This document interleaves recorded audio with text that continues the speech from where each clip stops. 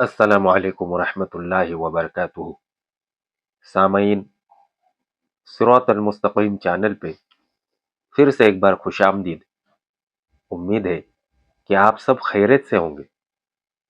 آپ سے گزارش ہے کہ اگر آپ اس چینل پہ نئے ہیں تو چینل کو سبسکرائب کریں، آڈیو کو لائک کریں، زیادہ سے زیادہ شیئر کریں اور بیل آئیکن پہ کلک کریں تاکہ آپ کو نئے آڈیو کی نوٹیفیکیشن ملتی رہے۔ اللہ آپ کو بہترین بدلہ دے۔ شمشیر بے نیام، حضرت خالد بن ولید رضی اللہ عنہ کی داستان شجاعت، عنایت اللہ التمش۔ بسم اللہ الرحمن الرحیم۔ قریش کا مشہور اور جوشیلا سالار اکرمہ مکہ کے راستے میں خالد رضی اللہ عنہ کے خلاف آخری معرکہ لڑ کر روپوش ہو گیا تھا۔ اس نے اور صفوان نے اپنے قبیلے کے سردار کی حکم عدولی کی تھی۔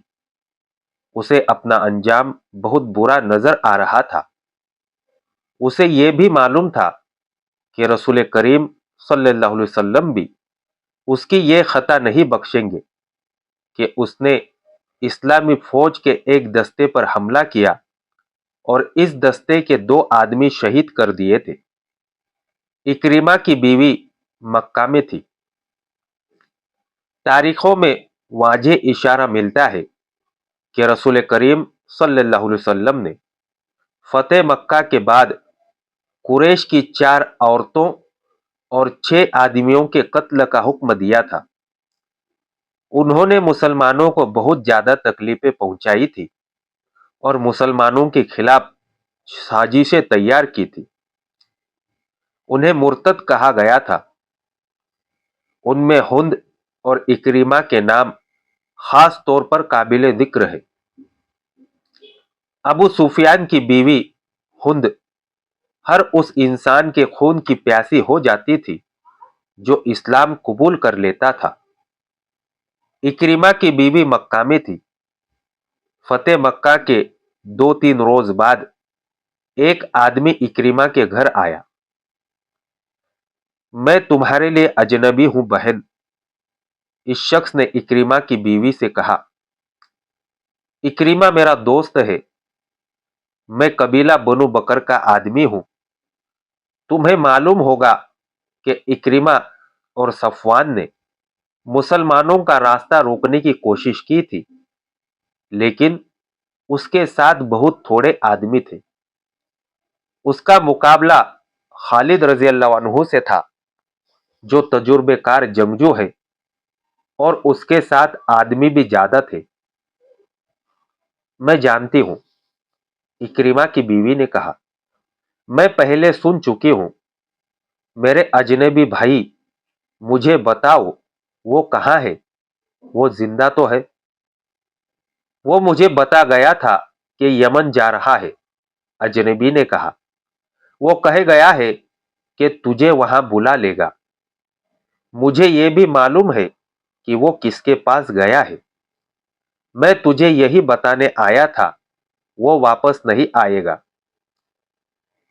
اسے یہاں آنا بھی نہیں چاہیے، اکرمہ کی بیوی نے کہا۔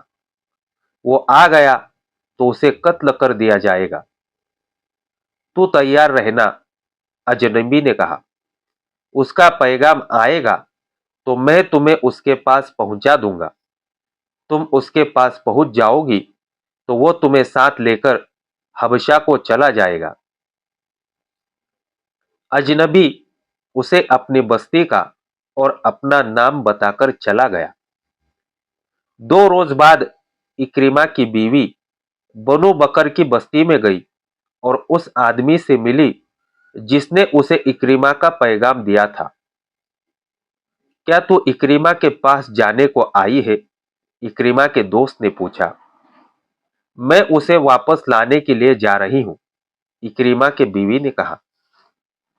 کیا تو نہیں جانتی کہ وہ آیا تو اسے قتل کر دیا جائے گا؟ اسے قتل نہیں کیا جائے گا، اکرمہ کی بیوی نے کہا۔ میں نے اسلام قبول کر لیا ہے۔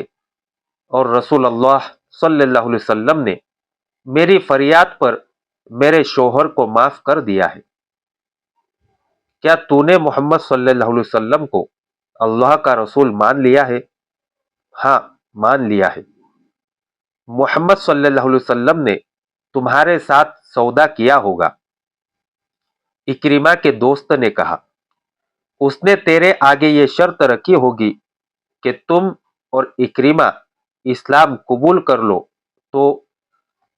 نہیں، اکرمہ کی بیوی نے کہا، محمد صلی اللہ علیہ وسلم نے جو اللہ کے بھیجے ہوئے رسول ہے میرے ساتھ ایسا کوئی سودا نہیں کیا، اور محمد صلی اللہ علیہ وسلم ان میں سے نہیں جو سودا کر کے اپنی بات منوایا کرتے ہیں۔ میں وہاں اپنے شوہر کی جان بخشی کی فریاد لے کر گئی تھی۔ یہ وہی محمد صلی اللہ علیہ وسلم ہے جنہیں میں بڑی اچھی طرح جانتی تھی، لیکن اب میں نے آپ صلی اللہ علیہ وسلم کو دیکھا تو میں نے دل سے کہا کہ یہ وہ محمد صلی اللہ علیہ وسلم نہیں جو کبھی ہم میں سے تھے۔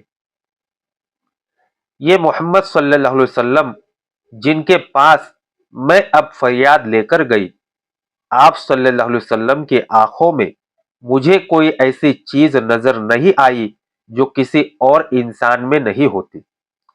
مجھے ڈر تھا کہ محمد صلی اللہ علیہ وسلم جو اللہ کے رسول ہے کہیں گے کہ یہ اکرمہ کی بیوی ہے، اسے یرغمال بنا کر رکھو تاکہ اکرمہ آ جائے اور اسے قتل کر دیا جائے، لیکن آپ صلی اللہ علیہ وسلم نے مجھے ایک مجبور عورت جان کر عزت سے بٹھایا۔ میں نے فریاد کی کہ فتح آپ صلی اللہ علیہ وسلم کی ہے، میرے بچوں کو یتیم نہ کرے، میرے شوہر کی بدعہدی کی سزا مجھے اور میرے بچوں کو نہ دے۔ آپ صلی اللہ علیہ وسلم نے کہا، میں نے اکرمہ کو معاف کیا۔ میں نے محمد صلی اللہ علیہ وسلم کا ہاتھ چوم لیا، اور معلوم نہیں وہ کون سی طاقت تھی جس نے مجھ سے کہلوایا۔ میں نے تسلیم کیا کہ محمد صلی اللہ علیہ وسلم اللہ کے رسول ہے۔ اب میں اس خدا کو مانتی ہوں جس نے محمد صلی اللہ علیہ وسلم کو رسالت دی ہے۔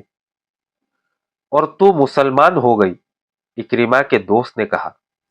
ہاں، اکرمہ کے بیوی نے کہا، میں مسلمان ہو گئی، مجھے اس کے پاس لے چل، میرے شوہر کے دوست، میں اسے واپس لاؤں گی۔ میں دوستی کا حق ادا کروں گا۔ اکرمہ کے دوست نے کہا، چل، میں تیرے ساتھ یمن چلتا ہوں۔ کافی دنوں بعد اکرمہ اپنی بیوی کے ساتھ مکہ میں داخل ہوا۔ اپنے گھر جانے کی بجائے حضور اکرم صلی اللہ علیہ وسلم کے پاس گیا اور اس نے اپنے کیے کی معافی مانگ کر اسلام قبول کر لیا۔ اسی روز صفوان بھی واپس آ گیا۔ وہ بھاگ کر جدہ چلا گیا تھا۔ ایک دوست اس کے پیچھے گیا اور اسے کہا کہ وہ سالاری رتبے کا جنگجو ہے اور اس کی قدر رسول کریم صلی اللہ علیہ وسلم ہی جان سکتے ہیں۔ اسے یہ بھی کہا گیا کہ قبیلہ قریش ختم ہو چکا ہے۔ صفوان تلوار کا دھنی اور نامور سالار تھا۔ وہ اپنے دوست کے ساتھ آ گیا اور رسول کریم صلی اللہ علیہ وسلم کے حضور پیش ہو کر اسلام قبول کر لیا۔ ابو سفیان کی بیوی ہند ایسی عورت تھی جس کے متعلق سوچا بھی نہیں جا سکتا تھا کہ اسلام قبول کر لے گی۔ رسول کریم صلی اللہ علیہ وسلم نے اس کے قتل کا حکم دے رکھا تھا اور وہ روپوش تھی۔ ابو سفیان اسلام قبول کر چکا تھا۔ ہند کو جب پتا چلا کہ اکرمہ اور صفوان نے بھی اسلام قبول کر لیا ہے تو وہ سامنے آ گئی۔ یہ جانتے ہوئے کہ اسے قتل کر دیا جائے گا، وہ رسول اکرم صلی اللہ علیہ وسلم کے حضور میں جا پہنچی۔ آپ صلی اللہ علیہ وسلم نے اسے بھی معاف کر دیا اور وہ مسلمان ہو گئی۔ مکہ کے ارد گرد دور اور نزدیک کچھ قبائل تھے، ان میں بعض بت پرست تھے اور بعض توہمات کو عقیدے بنائے ہوئے تھے۔ رسول کریم صلی اللہ علیہ وسلم نے ان کی طرف پیغام بھیجے کہ وہ اللہ کا سچا دین قبول کر لے۔ پیغام لے جانے والے فوجی تھے، لیکن آپ صلی اللہ علیہ وسلم نے حکم دیا تھا کہ کسی پر تشدد نہ کیا جائے اور جنگی کارروائی سے گریز کیا جائے۔ مکہ کے جنوب میں تہامہ کا علاقہ ہے، جہاں جنگجو قبائل بکھرے ہوئے تھے۔ ان کے متعلق خدشہ تھا کہ لڑنے پر اتر آئیں گے، اس لیے اس علاقے میں فوج کا ایک دستہ بھیجا گیا اور اس کی کمان حضرت خالد رضی اللہ عنہ کو دے دی گئی۔ تمام کا تمام دستہ گھڑ سوار تھا۔ اس میں بنو سلیم کے آدمی بھی تھے اور مدینہ کے بھی۔ خالد کو مکہ سے تقریباً 50 میل دور ململیم کے مقام تک جانا تھا۔ خالد رضی اللہ عنہ اپنے سوار دستے کے ساتھ روانہ ہو گئے۔ ان کی منزل 50 میل دور تھی، لیکن بمشکل 15 میل دور گئے ہوں گے کہ ایک مشہور جنگجو قبیلے بنو جزیمہ کے آدمیوں نے خالد رضی اللہ عنہ کے دستے کا راستہ روک لیا۔ خالد رضی اللہ عنہ نے اپنے دستے کو لڑائی کی ترتیب میں کر لیا۔ بنو جزیمہ باقاعدہ لڑائی کے لیے نکل آئے۔ ہم لڑنے نہیں آئے، خالد رضی اللہ عنہ نے اعلان کیا، ہم دعوت دینے آئے ہیں کہ اسلام قبول کر لو۔ ہم اسلام قبول کر چکے ہیں، بنو جزیمہ کی طرف سے جواب آیا، ہم نمازیں پڑھتے ہیں۔ ہم دھوکہ کھانے نہیں آئے، خالد رضی اللہ عنہ نے بلند آواز سے کہا، اگر تم مسلمان ہو چکے ہو تو تلواریں اور برچیاں پھینک دو۔ خبردار بنو جزیمہ کی طرف سے کسی نے للکار کر کہا، اسے میں جانتا ہوں، یہ مکہ کے ولید کا بیٹا خالد ہے، اس پر اعتبار نہ کرنا، ہتھیار ڈال دو گے تو یہ ہم سب کو قتل کرا دے گا، ہتھیار نہ ڈالنا۔ خدا کی قسم، مجھے رسول اللہ صلی اللہ علیہ وسلم کا حکم نہ ملا ہوتا کہ جنگ نہ کرنا تو میں دیکھتا کہ تم ہتھیار ڈالتے ہو یا نہیں، خالد رضی اللہ عنہ نے کہا۔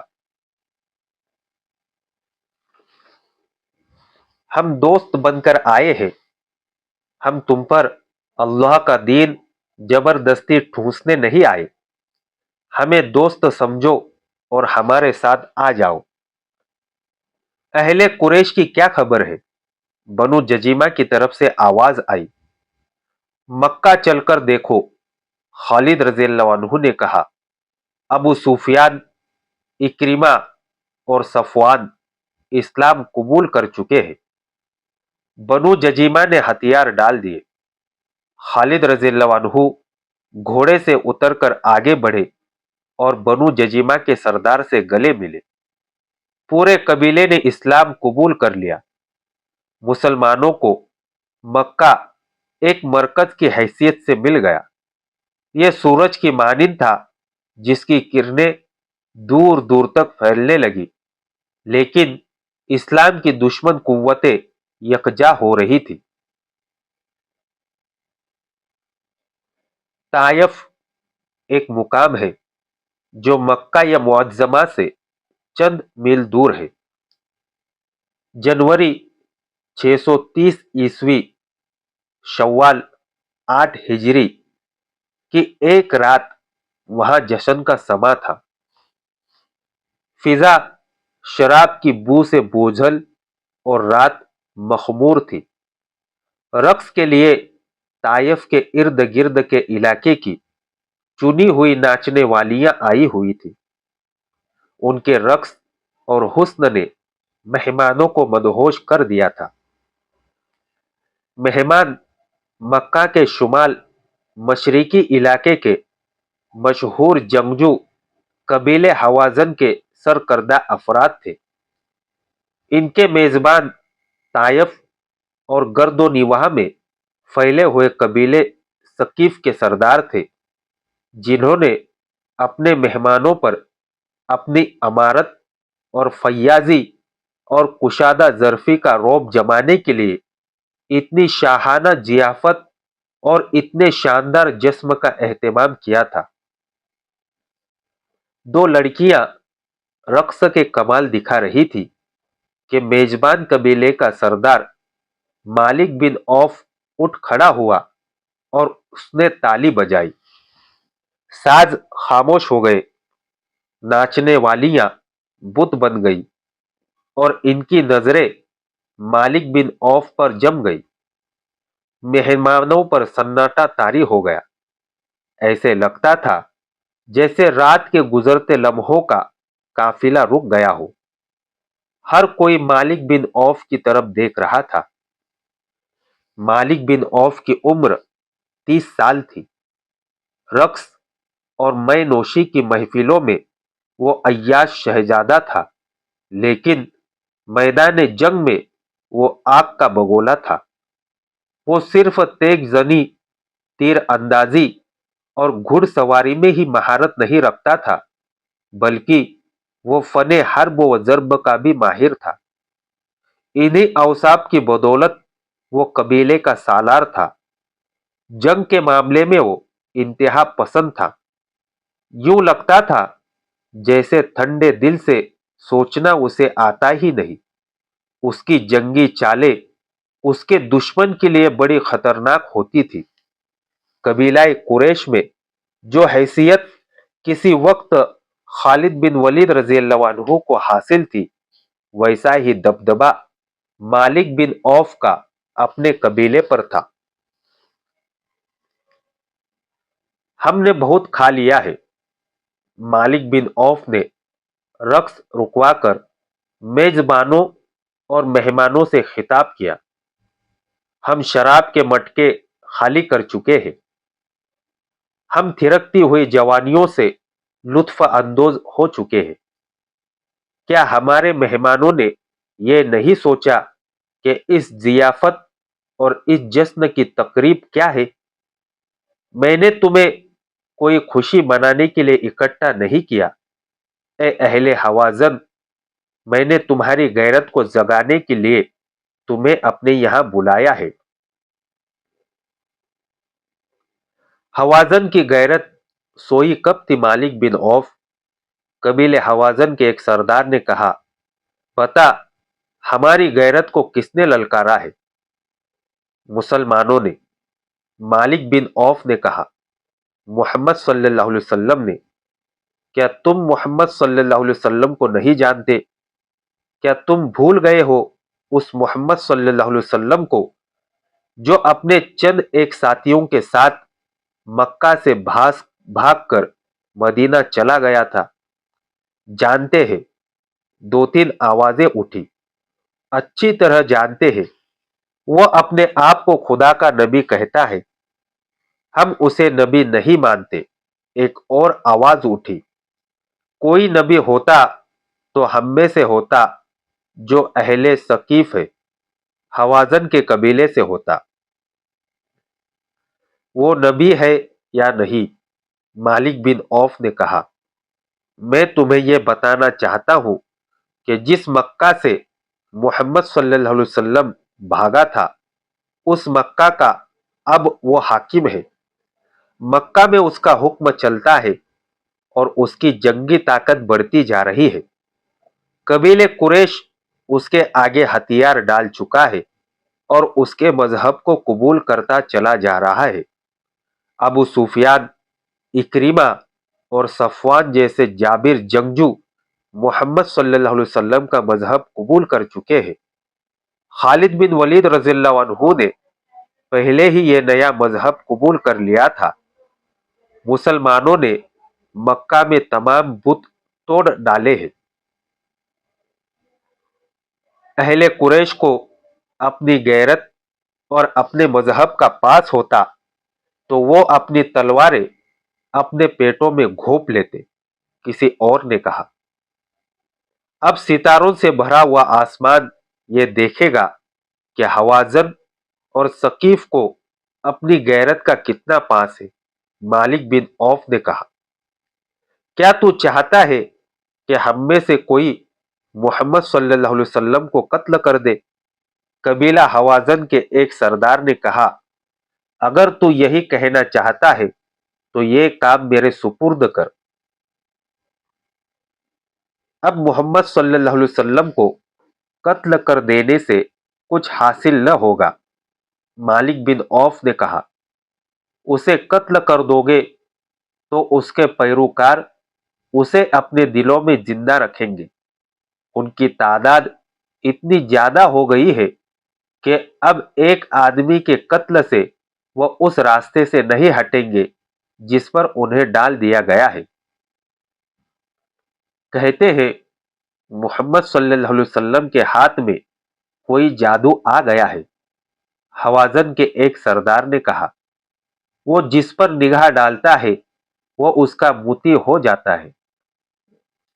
جہاں تلوار چلتی ہے وہاں کوئی جادو نہیں چل سکتا. حوازن قبیلے کے ایک اور سردار نے اپنی تلوار کے دستے پر ہاتھ رکھ کر کہا. مالک آگے بول، تو کیا کہتا ہے؟ ہم تیرے ساتھ ہیں.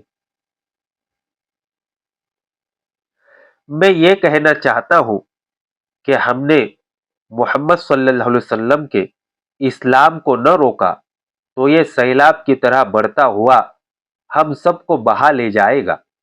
مالک بن اوف نے کہا. نہ حوازن رہیں گے نہ ثقیف کا وجود ہوگا. قبیلہ قریش کو محکوم بنانے والوں کو ہم مکہ کے اندر ہی ختم کریں گے. کیا تم محکوم بن جانے کا مطلب سمجھتے ہو؟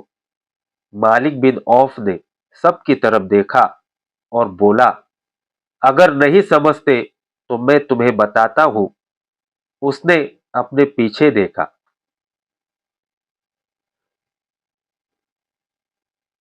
آج کے لیے اتنا ہی کافی ہے. اگلی داستان جاننے کے لیے ہمارے ساتھ جڑے رہیے اور اس آڈیو کو زیادہ سے زیادہ جتنے آپ کے آن لائن پلیٹ فارم ہے اس پہ شیئر کیجیے. دعاؤں کی گزارش. السلام علیکم ورحمۃ اللہ وبرکاتہ.